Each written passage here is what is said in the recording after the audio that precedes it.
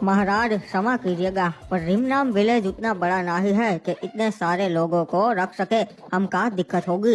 अरे बाबा, तुम्हारे को मालूम नहीं है, वो मुर्दे किसी को नहीं छोड़ते, इसीलिए तो हम सारे लोग भाग कर यहाँ आ गए महाराज आडम के पास। सही कहा इन्होंने, और क्रिमिनल्स ने शुरू से आज तक हमारा बहुत साथ दिया है, तो अब हमारी जिम्मेदारी है कि हम इन्हें काम आए। पर महाराज, हमारा भी तो परिवार है, आपको पहले रिमनाम विलेज के लोगों के बारे में सोचना चाहिए। मैं पहले आप ही के बारे में सोचता हूँ, और ये हमेशा की बात नहीं, बस थोड़े समय की बात है।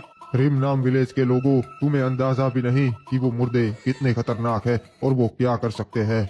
और हमको ऐसा कुछ नहीं लगता, हमने कभी देखा ही नहीं, तो हम कैसे मान ले। और हमारा भी घर परिवार है, खाना पानी की दिक्कत होगी अगर इतने सारे लोग यहाँ रहे तो। समझने की कोशिश कीजिए, एक बार इस चीज का कोई समाधान निकल आए फिर हम कहीं और चले जाएंगे रे बाबा, पर तब तक के लिए हमें यही पे रहना पड़ेगा। आखिर काटुलिस टीवा पे क्या परिस्थिति है, मुर्दों ने मेरे कबीले का क्या हाल किया है।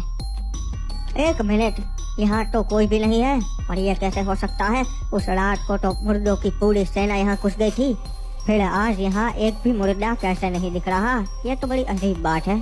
और सामने ही मुझे ग्रेवयार्ड दिख रहा है, वहाँ पे भी एक भी मुर्दा नहीं दिख रहा। वो तो इनका घर है, फिर भी नहीं, ये कैसे हो सकता है। मुझे तो लगता है मुर्दे बरमूडा तोड़कर सड़े गए हैं। ये बात मुझे जाकर महाराज आडम को बतानी होगी, और मेरे क्रिमिनल्स भाइयों को भी, वो बहुत खुश होंगे। देखिए, मुझे मालूम है कि आप लोग पहले आपके बारे में सोच रहे हैं, आपके परिवार के बारे में सोच रहे हैं, पर मेरा यही फैसला है कि क्रिमिनल्स और शिपयार्ड वाले हमारे साथ रिमनाम विलेज पे ही रहेंगे। मैंने इन लोगों को जबान दे दी है, और मैं अपनी जबान से कभी नहीं मुकरता। पर मैं रिमनाम विलेज वासियों को भी ये वादा करता हूँ कि आप लोग में से कोई भी भूखा नहीं सोएगा, ये मेरी जिम्मेदारी है। ठीक है महाराज, अगर आपने हमका वादा किया है तो हमें मंजूर है कि क्रिमिनल्स यहाँ पर रह सकते हैं। अरे बेटा, ये लो, क्रिमिनल भी आ गया है। अरे क्रिमिनल, तुम कहाँ थे।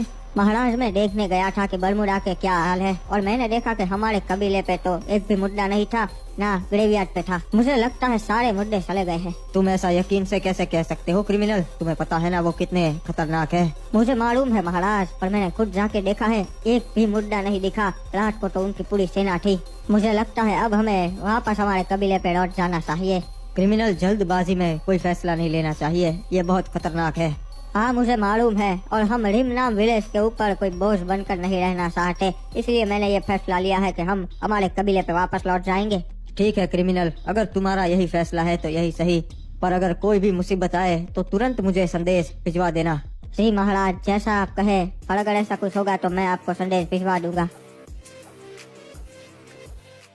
अरे महाराज, रात को मुर्दे केप टाउन में घुस गए थे और हमारे महल के बाहर तक आ गए थे। बड़ी बड़ी दीवारों की वजह से अंदर नहीं घुस पाए, इसीलिए तो अपन ने ये बड़ी बड़ी दीवारें बनवाई है, ऐसी मुसीबत के समय पे अपन के काम आ सके। पर महाराज, ये कैसे मुर्दे यहाँ तक कैसे पहुँचे आखिरकार। ये तो सिर्फ ग्रेवयार्ड तक ही सीमित थे। मेरे को भी ये बात कुछ हजम नहीं हुई, आखिर मुर्दे यहाँ तक आ गए तब तो दिक्कत है। और हाँ, महाराज आडम का संदेश आया था, कल सवेरे पीक पे उन्होंने बैठक रखी है, वो इसी बारे में सारे महाराज से बात करना चाहते हैं। अपन कभी फ्री फायर के महाराज से मिलने जाता नहीं है, पर अभी मामला गर्म है तो अपन को जाना पड़ेगा। और महाराज, मुर्दे रात को खुलेआम घूम रहे हैं, तो केप टाउन वासियों पे खतरा है, क्या करे। केप टाउन वासियों को जाके बता दो कि खतरा है, तो वो जल्द से जल्द हमारे महल में आ जाए। ये आवाज कैसी आ रही है।